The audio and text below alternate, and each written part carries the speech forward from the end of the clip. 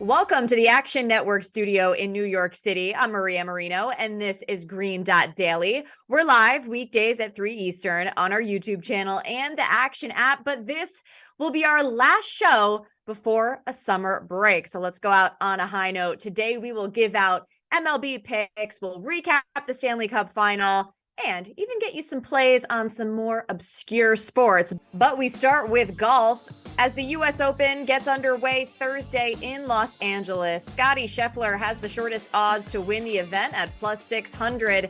Next is Jon Rahm at plus 1,000, Brooks Koepka at plus 1,100, and Rory McIlroy at plus 1,200.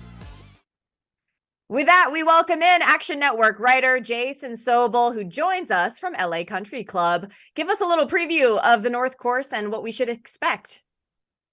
Maria, this place is really cool. I took a couple spins around this golf course already this week, and boy, it's different. It's rustic. It's natural. There's going to be a ton of interesting side hill lies. I think players are going to be need to be very creative, artistic even on the golf course this week. I think if it shows out on TV the way it looks in person here in Los Angeles, I think the course is going to be the superstar by the end of the week, and all the players, they're just going to be the supporting actors. But because of that, I'm looking at the players who are the most creative, artistic players to play well this week. Well, let's go ahead and get your for the event, and I don't want to jinx you, but kudos are in order. You have hit your last 3 consecutive outright picks. So who are you picking to win at the U.S. Open? Ain't no victory laps here. We just go right back at it, and I'm going to Cameron Smith with my favorite outright play. Look, I talk about creativity. I talk about artists, and he is a guy that loves to, first of all, work the ball both ways off the tee. Secondly, this guy that can get up and down from literally anywhere. My podcast partner on the Links and Locks pod, Ben Everell, was following him on the golf course during a practice round yesterday. Sent me a video of Cam Smith, 1 foot in the bunker, 1 foot about 4 feet above, and he hit this big old flop shot right at the hole. And I mean, there aren't a whole lot of players that can pull this off. Getting up and down is going to be at a premium this week, making those pars, saving pars. Cameron Smith does it better than anybody else. I love him, and I love the number on him. A lot of the live players, other than Brooks Koepka, still have a little bit undervaluing in the marketplace right now. I think Cameron Smith is a really nice play with a really nice number this week. Okay, how about a long shot? More of a long shot. Yeah, I'm sticking with live players. Again, they are undervalued, and I think the odds makers are essentially pushing us in that direction. Patrick Reed is a player that we know can win a big-time event. He's won a Masters already, finished 4th at Augusta National 2 months ago, 18th at Oak Hill for the PGA Championship last month. Another guy, yet again, I'm staying with this theme, who can get up and down from the proverbial garbage can. He's done it for years, and I know that we haven't seen that much of him recently, but on a major championship stage, this could be right up his alley. Yes, 2 live golfers, as you mentioned, on the heels of last week's merger. Any other picks you want to leave us with? Yes, I'm going to give you a prop play. There are a few other players that I like, but Siwoo Kim has finished in the top 7 in 3 of his last 6 starts. Siwoo had a reputation for the first handful of years of his career as having a massive ceiling, but also a bottomless floor. When he played badly, he played really badly. He's become much more consistent now. 18 made cuts and 21 starts this season. I expect another good one on a fast, firm golf course, which should suit his game. He's won before in California. He's played well on linksy golf course. I don't know if I'd call this a links course, but at least linksy, fast and firm. A couple other names: Ricky Fowler, Ryan Fox, really like them, with bigger numbers for prop plays this week as well. Sounds good. And for more golf analysis and predictions, make sure you check out the Gimme at 5:30 Eastern on our YouTube and Twitter pages. Jason, thanks, and enjoy the tournament. Thanks, Maria. Green Dot Daily is presented by BetMGM. Use bonus code ACTION when signing up to get up to $1,000 paid back in bonus bets if you don't win your first bet. Terms and conditions apply. Gambling problem? Call 1-800-GAMBLER. To baseball, and the Subway Series continues tonight from Citi Field with Garrett Cole and the Yankees taking on Justin Verlander and the Mets. 78% of bets and 87% of money is coming in on the Yankees, who took game one 7-6 on Tuesday. With that, we welcome in our MLB extraordinaire, Charlie DiSturco. How do you see this game between the Yanks and Mets playing out? Yeah, not taking a side in a high-scoring game. At least that's what I expect. The total 7.5. I think that the over has a great look here. Garrett Cole, he has an expected ERA of 4, which is his career worst since 2017. He's not been the same pitcher that he once was, or at least in the last few years. There's a lot of concern with him. You look at his numbers, strikeouts are down. His expected batting average is down. His barrel rate is up. His whiff rate is down. He's not getting as many strikeouts. So when that all happens and that coins together, the Mets, they don't strike out that much. They put the ball in play, albeit they're not an amazing offense.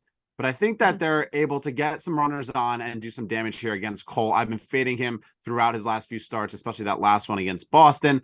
And the same can be said for Justin Verlander. His numbers are among the worst since 2017. He's in the bottom 20% of all pitchers in average exit velocity. His strikeouts also extremely down. So two pitchers that haven't been getting the same strikeout rate that they have in the past. Verlander, his expected ERA 4.11. So both are for Cole and Verlander, not pitching as well as they have in recent years. So I like the over here. If you watched last night's game, the balls just seem to be flying off the bat. I don't know if it's the juiced balls that are being sent out for a Subway Series or just the matter of the fact that the bullpens are also, well, the Mets bullpen is horrendous. So I think that we see a lot of runs here at Citi Field. All right, noted on the over, but I did want to just get some quick thoughts from you on the Mets in general. You mentioned Verlander hasn't really met his expectations and they have a horrendous bullpen. I mean, does that pretty much sum up their problems? Yeah, I mean, the Mets, they threw money at their problems and hoped it all went away. And for the Mets, it's not going to go away. I think there's a lot of problems here. And, you were in the office when I was screaming about Buck and wanting his head gone. It's not even a Buck issue. It's at this point, I think it starts at the top of the GM and Epler and just the players that they brought in. The talent is not amazing. Obviously, we just did not, or the Mets, not we, did not address the bullpen issues. And with Diaz going down, the lack of depth is really hurting this team. And they really need starting pitching help, and they're not getting it. Yeah, it's been disappointing. Mets currently 4th in the NL East, 9.5 games back of the Braves. All right, you have a column on Action Network called DiSturco's Triple Sevens. You wrote about 3 bets today. Can you share one with us? Yeah, so preface it, every Monday, Wednesday, Friday, I release my triple sevens. It's been a couple weeks now, I think 2 or 3. And this is my favorite triple sevens that I've put out. And I'm going to give you one. It's Justin Turner, over 1.5 total bases. I also sprinkle on him always to hit a home run, every player in this article. Listen, Justin Turner is on fire. Over the last 5 games, he's had a multi-hit game in 4 of the 5. He's gone over 1.5 total bases in all of them. The one time he didn't have 2 hits, he had a home run against the Yanks on Sunday Night Baseball. You look at his numbers against left-handed pitching, a 169 WRC plus and a 275 isolated power. That's incredible stuff for a guy that doesn't barrel as many balls as, a typical power hitting middle of the order type of bat. But Austin Gomber's on the mound for Colorado, and I fade him every single time. I still do not understand how this man is in the big leagues, let alone AAA. He should be pitching for double or single A at this point. A 7.60 expected ERA, bottom 2% in expected batting average, expected slugging. He can't strike out batters. He's in the bottom 6% in chase rate and strikeout rate. He just is the perfect fade candidate. And when the Red Sox, they have a lot of lefties in their lineup. Well, one guy that crushes left-handed pitching and is a righty is Justin Turner. So I think he sets up for plenty of success tonight. I love him against Gomber. So I'm taking his over 1.5 total bases. I believe you can grab it around -110. I'd take it up to -120. There you have it. Be sure to check out the Action app or website for the rest of Charlie's picks. Now, before we let you go, as you know, our show is taking a hiatus for the rest of the summer. So finish this sentence. The next time Green Dot Daily airs, ... The Reds will be in first place of the NL Central. Listen, I bet them to make the playoffs. I bet them to win the World Series at 600 to 1. That's probably, a little bit of too lofty expectations. But I think the Cincinnati Reds are legit. This is a team that has put together their management have put together an incredible offensive lineup of youth. And that is what you want. They're going all in. They're saying, you know what? We have young talent in the minors. We're not going to waste it. We're not going to have them bide their time down there in AAA, AA. We're bringing them up to the big leagues. And obviously, Ellie De La Cruz has had so much, media publicity around him. But that doesn't even count how good Matty McClain has been, how good I guess you can even call him a veteran. He's been in the league. He's been in the league for a few years now. Johnny India. This Reds team offense, they might have the best offense in all of the NL Central. There's a lot of flaws with every team. The Reds, yes, their starting pitching has woes, but Lodolo comes back after the All-Star break. They brought up Abbott. So this team altogether, I think, are really going all in, and they set up well. And you could still grab them at a pretty lofty number to win the division. I just think the Pirates, their pitching and their bullpen and even their offense is not as good and up to par as the Reds. And the Brewers are an absolute disaster right now. They're losing right now to Minnesota again, too. So another game as they hear the Reds' footsteps creeping in behind them. It's a bold prediction. We'll be sure to check this tape come September.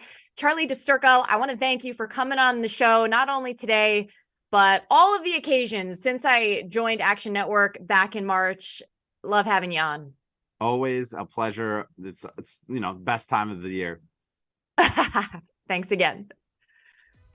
Green Dot Daily is presented by BetMGM. Use bonus code ACTION when signing up to get up to $1,000 paid back in bonus bets if you don't win your first bet. Terms and conditions apply. Gambling problem? Call 1-800-GAMBLER. We bring in our NHL analyst, Michael Leboff, now to recap the Stanley Cup final. What's your reaction to the Knights winning it?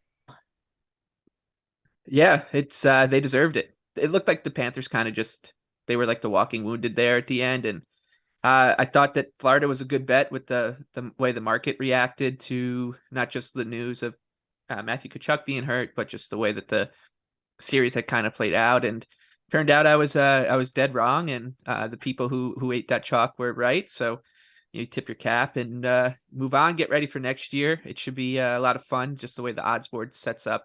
No clear favorite in the NHL for the first time in a couple of years. So parity is back in hockey, and that's good news for folks like me. It sounds like you're ready to move on to the next. Just a dominant series, though, by Vegas, outscoring Florida 26-12 in the Stanley Cup final. But since you brought up next season, let's get your way to early thoughts. Obviously, 2024 odds being out.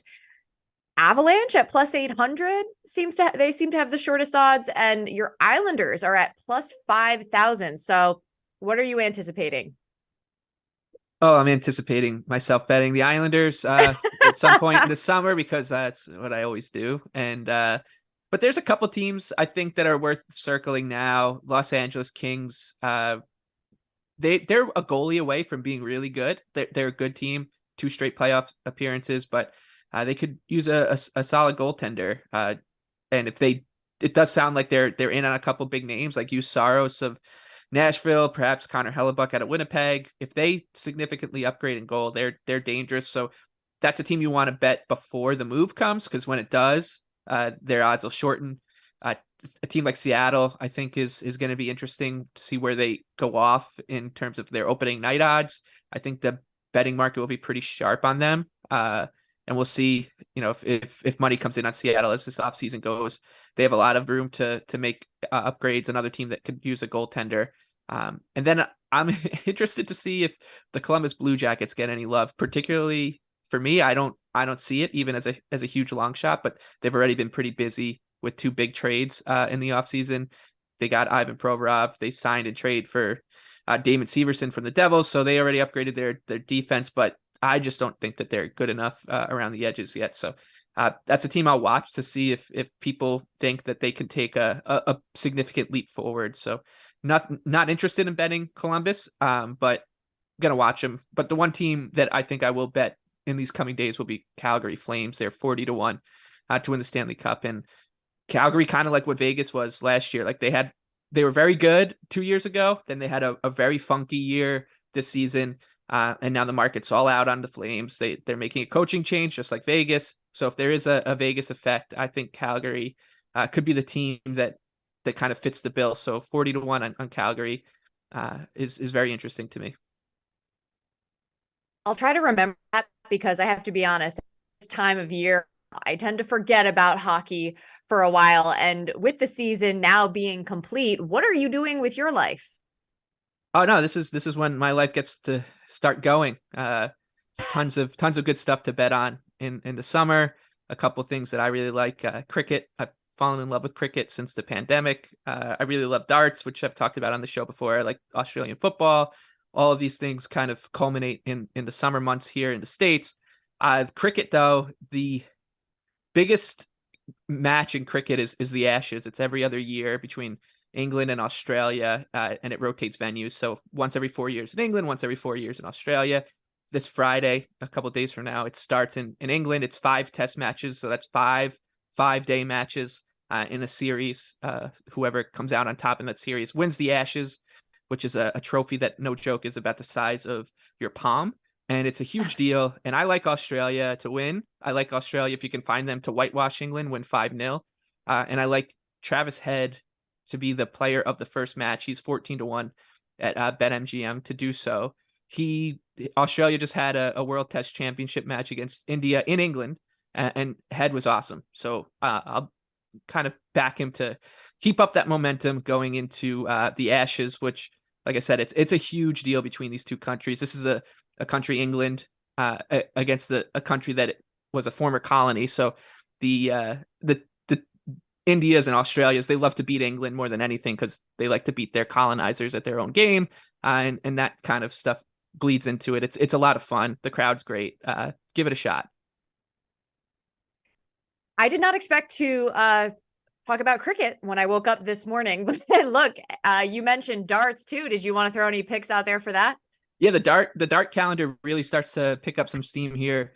We've got the World Cup of darts is this week. It's not a huge tournament yet. They're trying to grow it a little bit. But there's a big one in July. There's a couple big ones towards the early fall, and then we kind of peak in December. So the World Cup is kind of the first stepping stone of the peak of the busy season for darts. And I like the Netherlands. That's Michael van Gerwen's country. He'll be playing with Danny Noppert, who's kind of just on the fringes of the top 10. He's gonna get there eventually.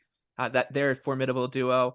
Last year's World Cup went to Australia, who were a long shot. It kind of shows you the variance of darts generally, and the fact that it's a team event, right? Like, you need both guys to just play consistently throughout. And one team that I like to maybe surprise is Northern Ireland, with Brendan Dolan and Daryl Gurney.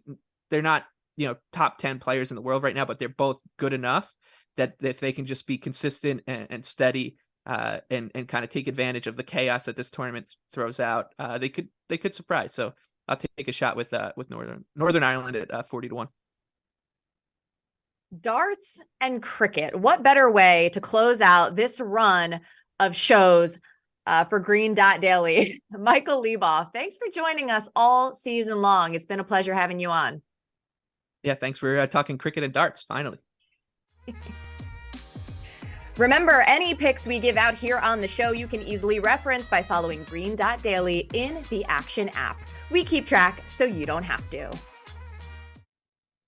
Well, it's been a whirlwind 3 months or so since I started hosting Green Dot Daily. I want to thank everybody who tuned in. I also want to give a special shout out to all of our analysts. They have done such an amazing job.